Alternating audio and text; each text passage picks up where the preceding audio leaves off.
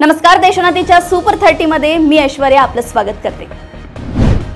आषाढी एकादशीच्या वारीत सहभागी झालेला सोलापूर जिल्ह्यातील 21 वर्षीय वारकरी तरुण नीरा नदीत स्नान करताना बुडाल्याची दुर्दैवी घटना समोर आली आहे। जालना जिल्ह्यातील अंबड तालुक्यातील झिरपी गावचा रहिवासी असलेला गोविंद कल्याण फोके आपल्या आजीसोबत वारीला आला होता।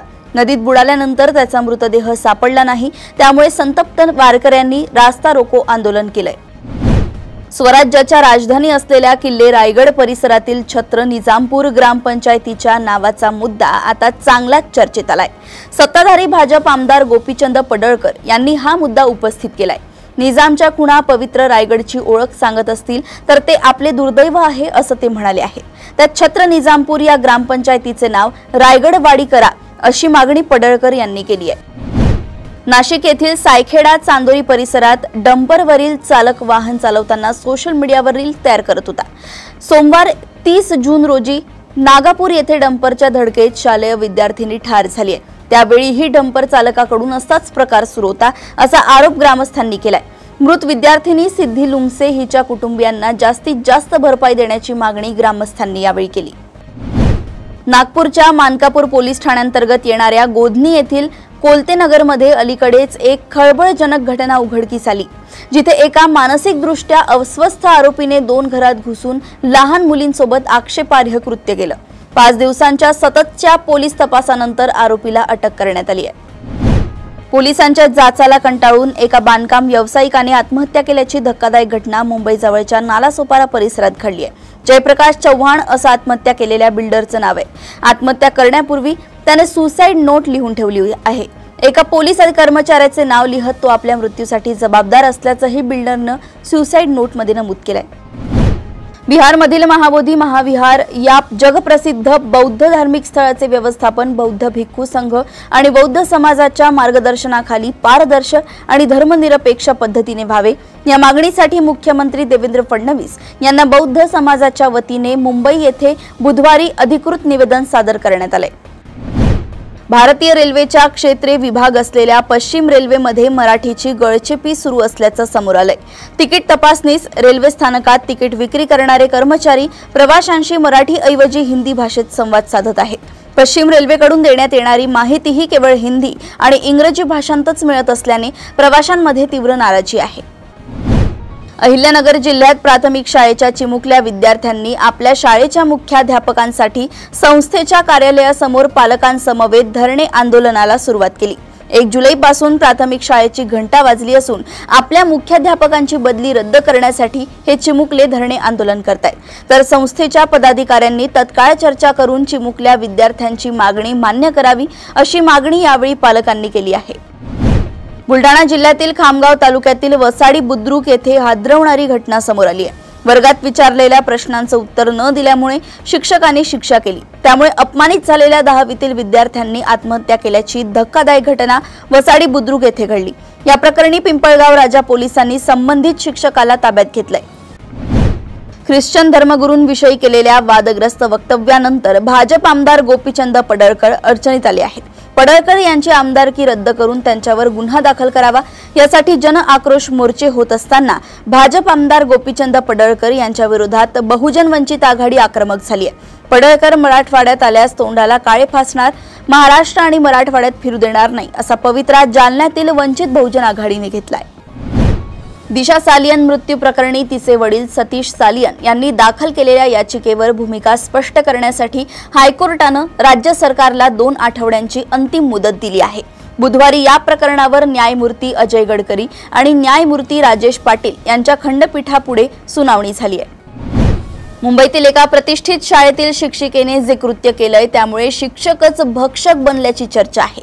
देशातील टॉप 5 शाळांपैकी एक मानल्या जाणाऱ्या मुंबईतील एका शाळेतील शिक्षिकेने तिच्या विद्यार्थ्यावर अत्याचार करत त्याचे लैंगिक शोषण केल्याचा धक्कादायक प्रकार उघडकीस आलाय। या प्रकरणी पोलिसांनी त्या शिक्षिकेला बेड्या ठोकून अटक केली आहे। रत्नागिरी येथे भाजप आमदार प्रसाद लाड यांच्या नावाचे खोटे लेटर हेड आणि प्रसाद लाड यांची खोटी सही वापरून बीड जिल्ह्यात 3,20,00,000चा निधी वर्ग करण्यात आलाय। प्रसाद लाड यांच्या आवाजात AI कॉल करून निधी त्वरित वर्ग करा असं रत्नागिरी येथील अधिकाऱ्यांना सांगण्यात आलं होतं। त्यानंतर हा निधी वर्ग करण्यात आलाय। या प्रकरणी स्वतः आमदार लाड यांनी सभागृहात माहिती दिल्याने खळबळ उडाली आहे। महाराष्ट्रानं विजेच्या क्षेत्रात गेल्या 2-3 वर्षात उल्लेखनीय काम केलं असून येत्या काळात अपारंपरिक ऊर्जा स्रोताचं महत्त्व आणि आवश्यकता वाढणार आहे। त्याच पार्श्वभूमीवर उदंचन जलविद्युत प्रकल्प हा अपारंपरिक ऊर्जा स्रोतात भर घालणारा उपयुक्त प्रकल्प आहे। सहकारातून अशा पद्धतीचा प्रकल्प पहिल्यांदाच राज्यात होतोय, असं प्रतिपादन मुख्यमंत्री देवेंद्र फडणवीस यांनी केलंय। पुण्याजवळील दौंड परिसरात पंढरपूरसाठी निघालेल्या वारकऱ्यांना कोयत्याच्या धाकाने लुबाडल्याची घटना घडली होती। एकच नाही तर वारकऱ्यांसोबत असलेल्या एका अल्पवयीन मुलीवर लैंगिक अत्याचारही करण्यात आले। या प्रकरणी 2 अनोळखी आरोपींविरोधात गुन्हा दाखल करण्यात आलाय, तर आरोपींना पकडण्यासाठी पुणे ग्रामीण पोलिसांची 10 वेगवेगळी पथकं तैनात करण्यात आली आहेत। ताजमहालाच्या पश्चिम गेट परिसरात असलेल्या पार्किंग जवळ येलो झोन बॅरियर परिसरात सोमवारी फायरिंगची घटना घडली होती। ज्या व्यक्तीने फायरिंग केली तो भाजपचा नेता असल्याची माहिती समोर आली आहे। पंकज कुमार सिंग असं या व्यक्तीचं नाव असून तो LIC एजंट देखील आहे। पोलिसांनी या प्रकरणात पंकज कुमार सिंग याला बेड्या ठोकल्या असून त्याची रवानगी जेलमध्ये करण्यात आली आहे। पंतप्रधान नरेंद्र मोदी आज 5 देशांच्या दौऱ्यावर रवाना झाले आहेत। 2 ते 9 जुलै दरम्यान होणारा हा 8 दिवसांचा दौरा गेल्या 10 वर्षातील त्यांचा सर्वात मोठा राजनैतिक दौरा असेल। या काळात पंतप्रधान मोदी हे घाना, त्रिनिदाद, टोबॅगो, अर्जेंटिना, ब्राझील आणि नामिबियाला भेट देतील। ते 6 ते 7 जुलै रोजी ब्राझीलमध्ये होणाऱ्या 17व्या ब्रिक्स शिखर परिषदेलाही उपस्थित राहतील। मुंबई पोलिसांनी बनावट पासपोर्ट बनवल्याप्रकरणी बिहारच्या कैमूर जिल्ह्यातून आरोपीला अटक केली आहे। सोमवारी मुंबईच्या गोराई पोलिसांनी स्थानिक भाबुआ पोलीस ठाण्याच्या मदतीने ही कारवाई केली। ही कारवाई पहाटे 4 वाजता सुरू झाली। सोमप्रकाश गुप्ता असं अटकेतील आरोपीचं नाव आहे।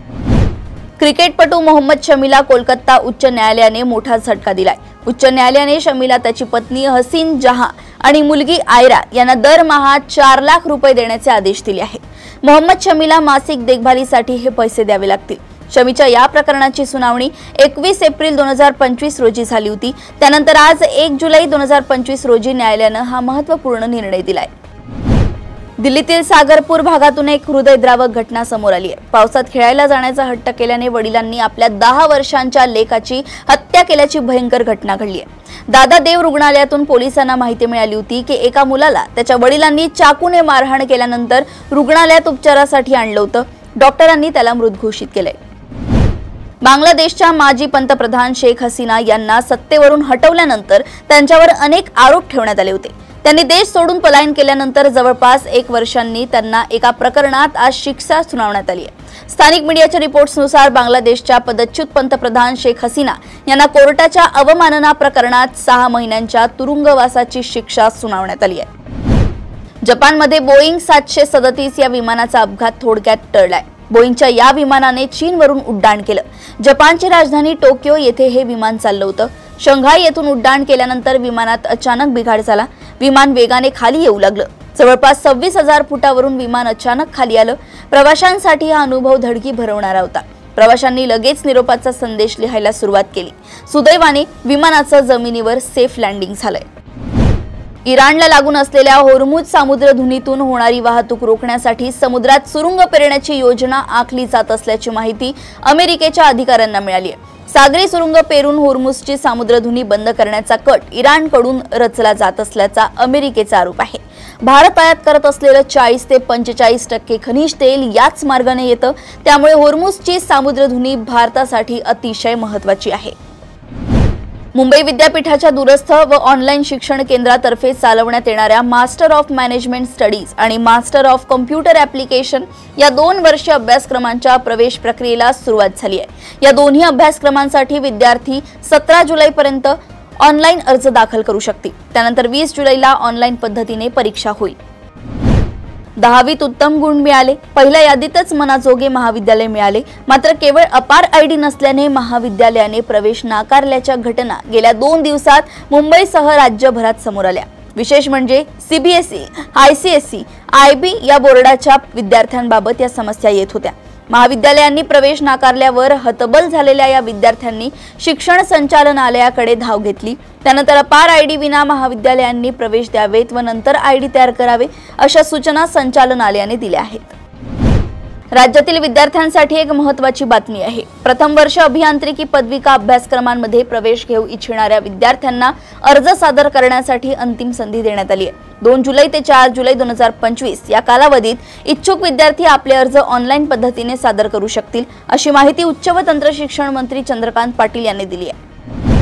भारतीय रेल्वेने प्रवाशांच्या सोयीसाठी रेलवन नावाचं एक नवीन ॲप लॉन्च केलंय। केंद्रीय रेल्वे मंत्री अश्विनी वैष्णव यांनी सेंटर फॉर रेल्वे इन्फॉर्मेशन सिस्टीम्सच्या 40व्या स्थापना दिनानिमित्त हे ॲप लॉन्च केलंय। हे ॲप रेल्वे प्रवाशांना तिकीट बुकिंग, जेवण ऑर्डर, तक्रार नोंदणी यासह सर्व सेवा एकाच व्यासपीठावर उपलब्ध करून देतं। रेल्वन ॲप अँड्रॉइड आणि आयफोन वापरकर्त्यांसाठी गुगल प्ले स्टोअर आणि iOS ॲप स्टोअरवर उपलब्ध आहे। पहिल्यांदाच केंद्र सरकार त्यांचा 1 महिन्याचा पगार किंवा जास्तीत जास्त 15,000 रुपयांपर्यंत देणार आहे। नवीन कर्मचारी नेमणाऱ्या नियुक्त्यांना 3,000 रुपयांपर्यंत प्रोत्साहन मिळेल।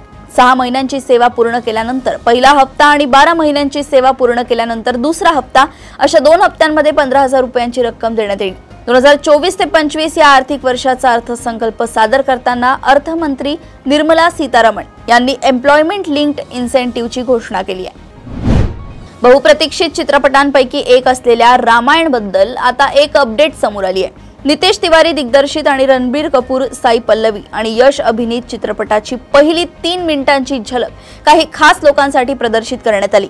आता हीच झलक चित्रपटाचे निर्माते प्रेक्षकांसाठी लवकरात लवकर शेअर करणार आहेत। या चित्रपटाची पहिली झलक ही 3 जुलै रोजी देशातील 9 शहरांमध्ये दाखवण्यात येईल। यामध्ये मुंबई, दिल्ली, बँगलोर, चेन्नई, अहमदाबाद, हैदराबाद, कोलकाता, पुणे आणि कोची यांचा समावेश आहे। टीम इंडियाचा युवा सलामीवीर यशस्वी जयस्वाल याने इंग्लंड दौऱ्यात धावा करण्याचा धडाका कायम ठेवलाय। इंग्लंड विरुद्ध इंडिया यांच्यातील दुसरा कसोटी सामना हा बर्मिंगहॅम मध्ये खेळवण्यात येतोय। यशस्वीने सामन्यातील पहिल्या डावात खणखणीत अर्धशतक ठोकलंय। यशस्वीच्या कसोटी कारकिर्दीतील हे 11वं तर इंग्लंड विरुद्धचं 4थं अर्धशतक ठरलंय। यशस्वी या अर्धशतकासह दिग्गज माजी कर्णधार सुनील गावस्कर यांचा रेकॉर्डच्या आणखी जवळ पोहोचलाय। अशाच सुपर 30 बातम्या जाणून घेण्यासाठी बघत रहा देशोन्नती। नमस्कार।